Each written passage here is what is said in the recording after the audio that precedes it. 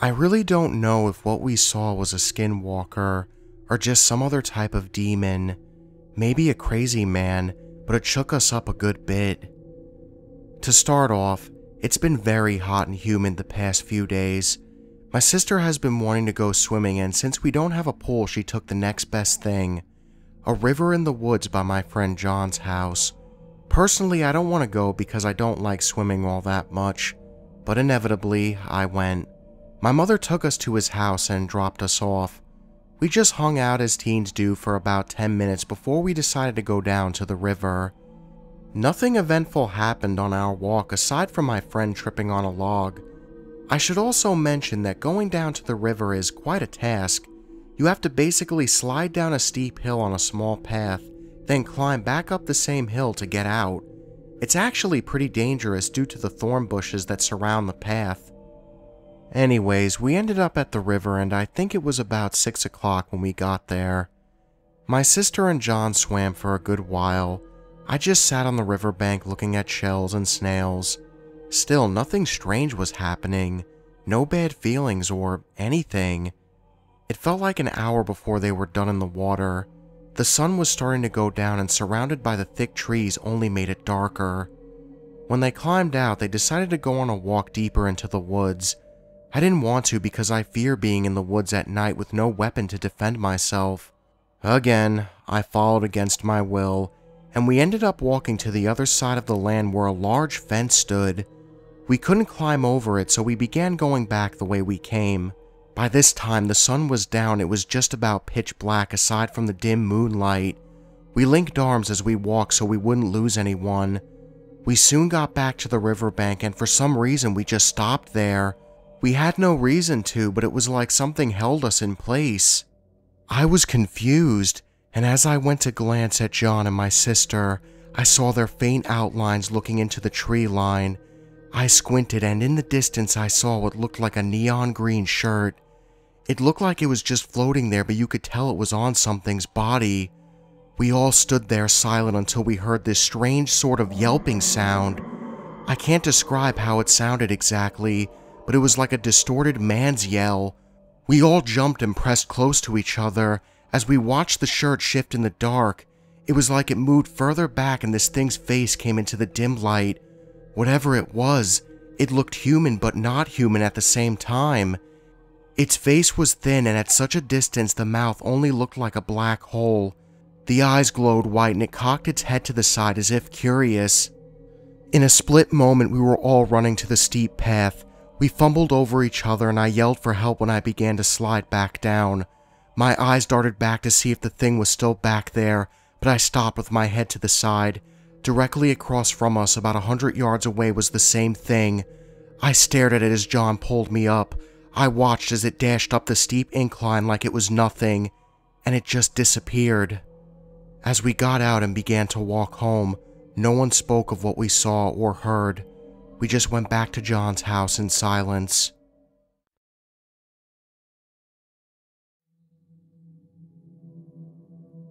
Okay, just a little background information. I am 21 years old, and all my life I have been fascinated by the paranormal and the unexplained mysteries of our universe. The adrenaline rush when I hear a scary story, or the excitement of fear when I see shadows in the dark or watch a scary movie, I absolutely love it. It scares the hell out of me, but I can't explain the high of it all. Somewhere in Utah, for the sake of anonymity, during the 1800s, there used to be a cemetery right under where the school campus was built. So before they built a school campus and houses over the cemetery, they dug up the bodies and transported them to another cemetery. But back in the day, not everyone had a tombstone, so not all the bodies were moved to the other town, so we were pretty much living right above dead bodies. However, the first 3 years living there was perfect. It wasn't until last year something dark and evil consumed our home. It all started when my best friend Sky was sleeping on her stomach with her arms folded underneath her forehead. We were poor and couldn't afford bed frames. Shit, we couldn't afford real beds. Picture a sponge the size of twin mattresses on the tiled floor. That's what we slept on. So my 16-year-old sister at the time walks in as Sky is sleeping.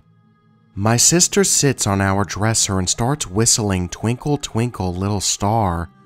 The whole time she's whistling, she hears Sky, who is sleeping face down on the pillow, quietly mumbling words like, "Stop, go away, who are you?" throughout the whole whistling of that song. My sister hopped off the dresser and walked towards Sky to see if she was okay, but as she was looking down at her, she starts getting this really uneasy feeling. As soon as my sister stops whistling, Sky jumps up and starts quickly crying her eyes out, yelling at my sister. "What the fuck? Why didn't you help me?" My sister was confused. "What the hell are you talking about?" Sky was crying so hard she was stumbling over her words. You didn't see?" My sister was puzzled and asked, "See what?" Sky, terrified, explained, "When I was asleep, I heard you coming in, and when you started whistling, I heard footsteps walking towards me. As I lifted my head up a little to see who it was, I saw a tall lady who was wearing a long white dress, with long black hair running down her chest to the floor, walking slowly towards me with an evil face. As soon as she got right in front of my face, she grabs my neck, lifting me up just enough for my head to be raised with my body still on the bed. I was trying to stop her, but I was paralyzed as I was gasping for air, almost about to pass out. I was trying to scream for your help, then she finally let go, disappeared, and I woke up." After telling my sister, they ran and got the hell out of that room, booked it through the hallway to the living room where I was watching TV. They were terrified as they were telling me what happened. My sister was excited because she's a huge paranormal fan too, but scared as hell, and Sky, whose face was flushed with tears and shaking in fear. While my sister was telling me what happened, Sky starts complaining that her neck hurts. So we lifted her long curly black hair up that was covering her neck, and to our surprise, there was a black handprint on her neck, too big to match any of ours. Weeks go by and this house is starting to get even worse. In the day or night you sit in the living room, you could see through the hallway black shadows running from room to room across from each other. One night, me and my sister fell asleep watching movies in the living room, and we wake up hearing one of our glass Coke bottles crack open by themselves.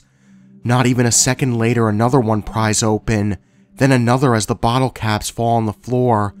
We both run in the kitchen, and no one is there, other than the 3 Coke bottles open pouring out on the counter. It was getting so bad that all of us, my mom, 2 brothers, and 2 sisters and I couldn't sleep at night. Almost every night we could see doorknobs turning slowly from doors that would be locked, and waking up to eerie whistling or chanting at 3 in the morning every night. One night my mother was sleeping on her bed. She's the only one with a normal bed and bed frame. I'm sitting on the floor leaning my back against her bed. She's sleeping on her side facing the TV. I'm watching Beauty Shop and all of a sudden I get a feeling of dread and fear. I turn to look at my mom and she is sleeping peacefully, so I hesitantly brush the feeling away.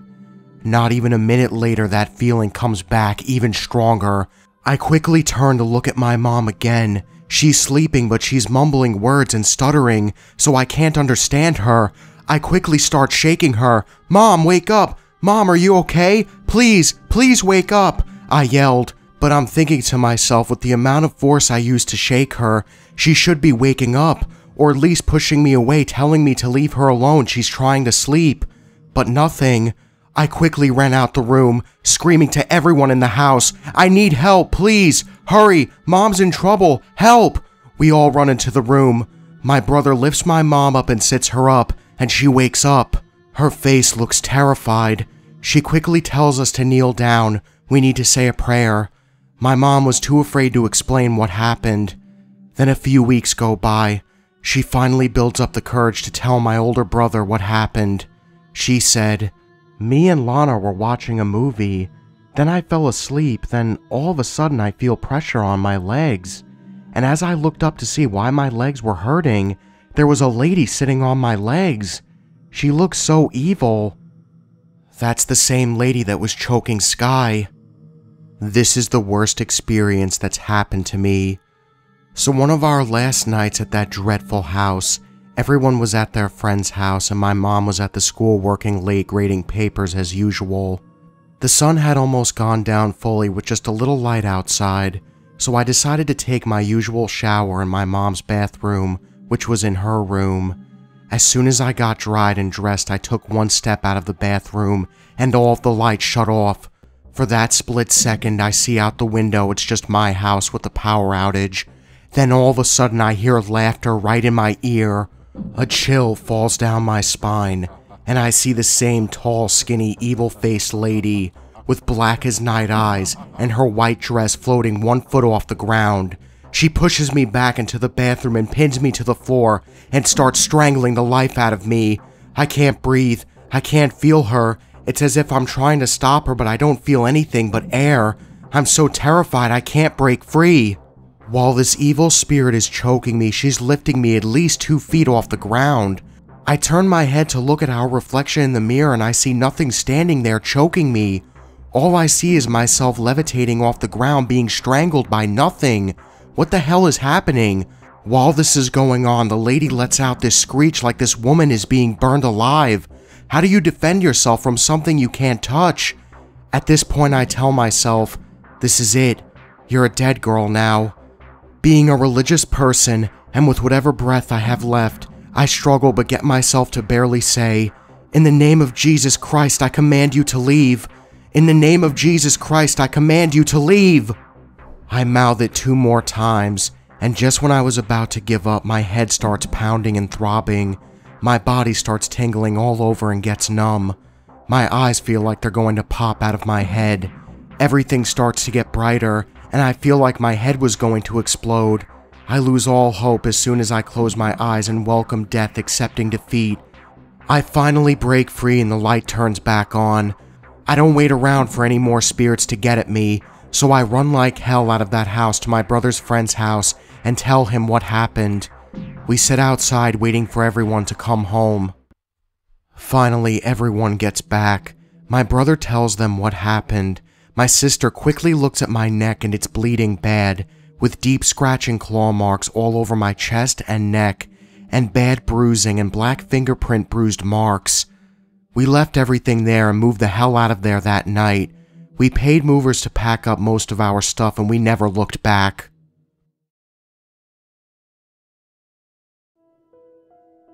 I worked for a horror event company in the UK for about 2 years. There were 2 types of jobs in the business. Either you acted as a marshal or a soldier to the customers who were the survivors for the events, or you acted as a zombie. My role was on the zombie side. I think it's relevant to tell you that we had to stay in character at all times when customers were on site, so that meant zombies unfortunately didn't get torches unlike the marshals. I should also let you know before I really go into this story that the locations in which we hosted the events were abandoned and supposedly haunted buildings and locations. So at the time of this story I was 17. I'm 19 now and I actually think it's been 2 years as of a few days ago that these events occurred. Now the UK has many different locations in which they run these events spread right throughout the UK. I could probably tell you at least 5 or so weird encounters for each location. However, the location we were at that day was probably my least favorite. It just gave off bad vibes. I never felt safe or at ease anytime we worked at that venue. The backstory to the building goes as follows. To start off, I believe in the early 1800s the building served as an orphanage, before eventually closing down in the 1880s, after which about 10 years later, the building reopened, this time as a mental asylum, before becoming a general hospital during World War II and continuing up to run until about 18 years ago. The building is completely dilapidated now. A few rooms even have piles of asbestos lying around them. Most of the windows are boarded up, so that doesn't help with the eerie factor. And to top it all off, there's still beds and wheelchairs from the building hospital days, complete with a morgue down underground. On this particular day, I arrived at about 10 AM as usual to get my makeup done and get my costume on. We had a debrief as usual about what the storyline was this time, organized ourselves into teams. I guess I'm trying to say everything seemed normal. I also feel I need to add that we have 3 events a day each lasting 3 hours, with an hour break in between each. So as I mentioned before, we work late into the night, and it's a long-ass day. I'll also be using this as a time measuring device, as I couldn't tell you the exact time of the events as we don't have our phones or watches on us when we are in character. So our first game starts at midday and finishes at 3 p.m., the second 4 until 7 p.m., and the third 8 until 11 p.m. I'll be using terms like this roughly halfway through the second game, so hopefully this gives you a good enough estimate because that's the only way I can describe it. So it gets to about 11:30 p.m., and there's a group of us standing around smoking our last few cigarettes before the game begins. We usually smoke 2 or 3 at this point, as this was our last one for 3 hours. One of the other employees, I'll call her Amanda as I want to keep names private, comes up to me and starts asking me really strange questions. They started off normal, asking if I liked anime, if I was into gaming, so I just went along answering yes to both. Then she got a bit more personal, which made me very uneasy, like what kind of porn do I like, and other similar vulgar things. I made my excuses to leave and headed to take a toilet break, quite thankful to be away from the conversation. The only working toilets were inside of the building. You had to walk up a big flight of outdoor stone steps that took you up to the second floor to get to them. I had just made it inside when I heard what I thought was someone else coming up to use the toilet, so I just headed into one of the 2 and closed the door behind me. I was sitting there going about my business, but I could hear this mumbling outside the door. These weren't gender-separated bathrooms, may I add, just a toilet in a small closet-like room, but thankfully this meant a normal door, not a cubicle one. It sounded like someone arguing, but I couldn't hear anyone else out there that they could be arguing with. I finished up, washed my hands, and left. As I exited the room, I turned to see Amanda staring at me with this huge grin. Freaked out, I asked if she was okay. She didn't answer, just stared and smiled. Utterly freaked out, I decided to just walk past. I got halfway down the stairs before I turned around to see she was following me, still staring and still grinning. She caught up with me, and what she said next made me almost throw myself down the rest of the stairs.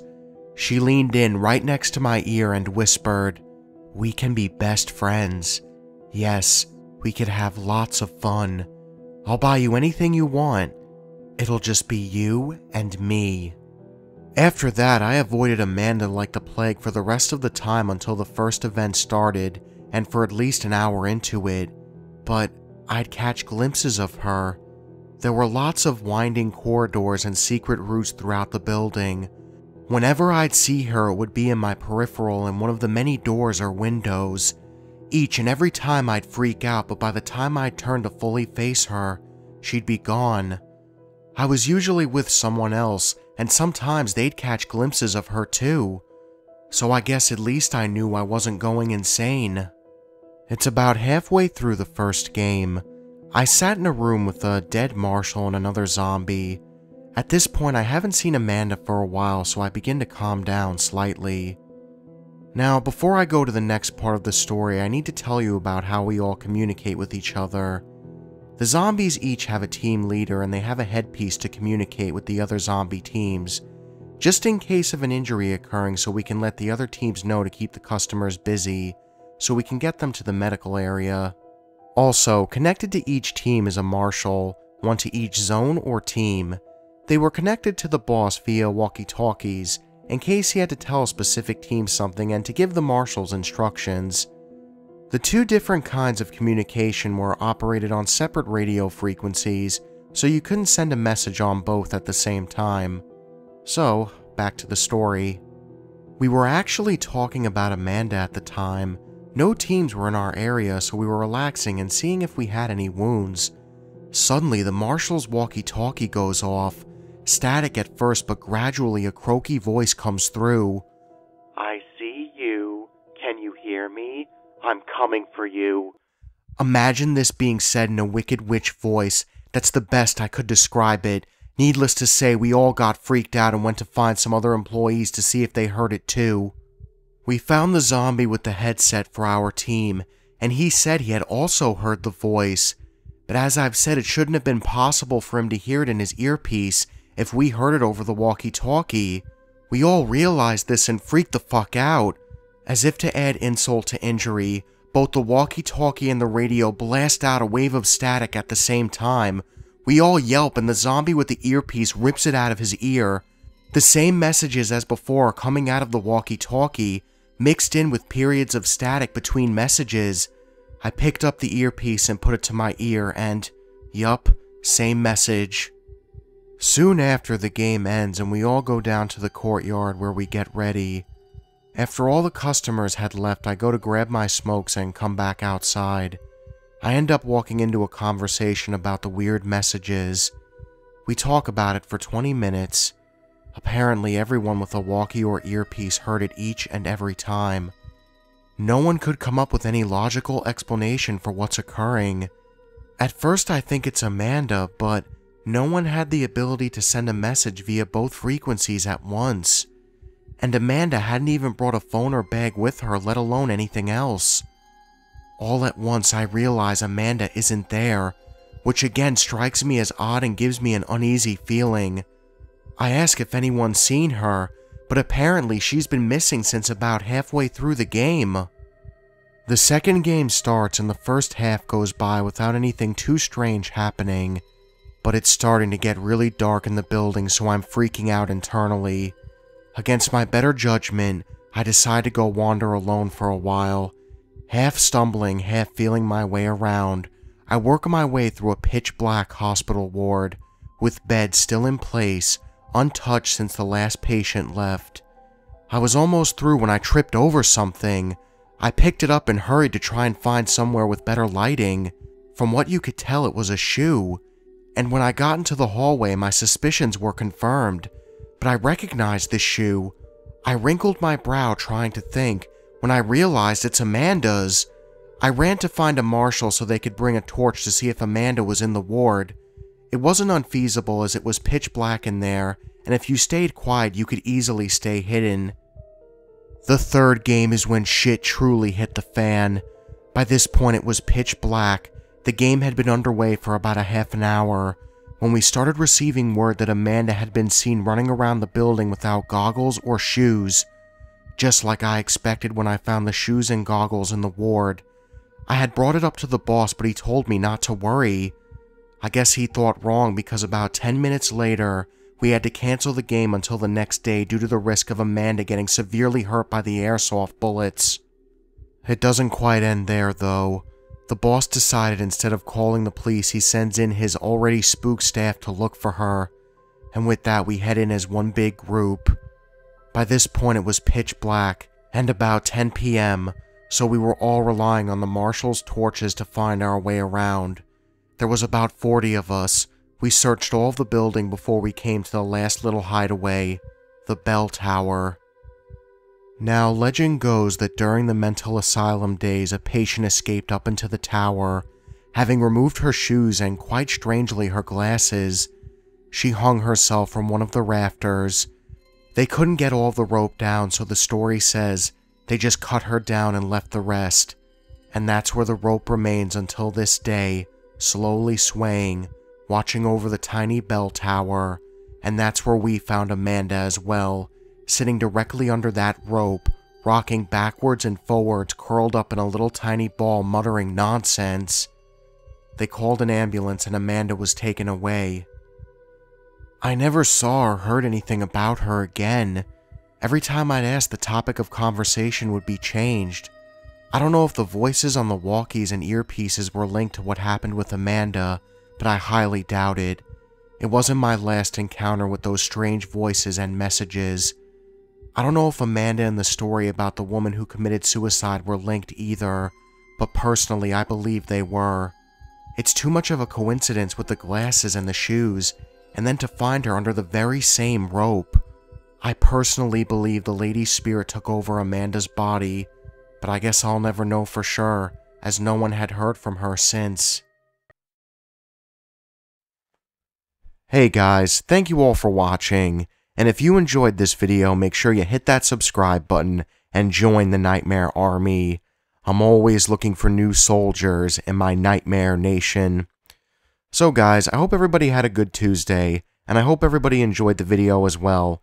And before everybody, gets mad for a minute, I just want to say that the No Sleep Scary Stories will be out on Friday. That is a Friday video. I wanted to do the subscriber submitted Scary Stories video as like a second place type thing, so whenever I do those poll things, if there's ever like a second place poll thing, I'm going to leave it as a Tuesday video. However, No Sleep gets No Sleep Friday, like always. But I want to give a big thank you to all the subscribers that submitted their scary stories, so thank you guys so much. And especially thank you to the subscriber that submitted the scary story, Amanda. The subscriber that submitted that story has a YouTube channel called Imperfect Reactions, and if you guys want to ask him any questions about the scary story, visit him at his YouTube channel and ask him all the questions you want. And guys, I do want to give a brief apology on how my voice sounds. I'm really sorry about that. It's just I have been coughing up a storm all day.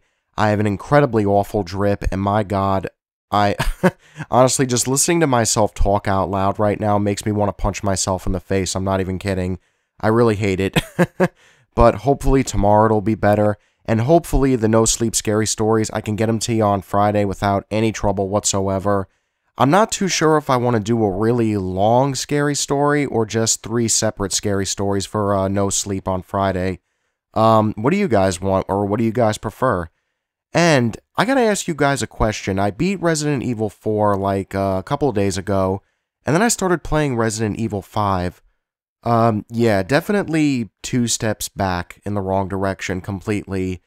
Now, I have no idea what the hell those people were thinking. I really don't. I mean, the AI system is awful, and I never played the first Resident Evil on the PlayStation way back when, so the character of Chris Redfield, I don't know, I just think he's really generic. I mean, I don't mean to, annoy any Chris Redfield fans, but just, I don't know, he just doesn't seem that interesting to me. I really just don't find him that interesting. Then again, the game itself really wasn't that good either. I just beat it just because, hey, I bought it, and yeah. But, oh god, definitely, just thinking about it, I'm just like, why did I waste my time? Anyways, sorry guys for rambling on so much, but, thank you all for watching, and just remember, the best ideas always come out of nightmares.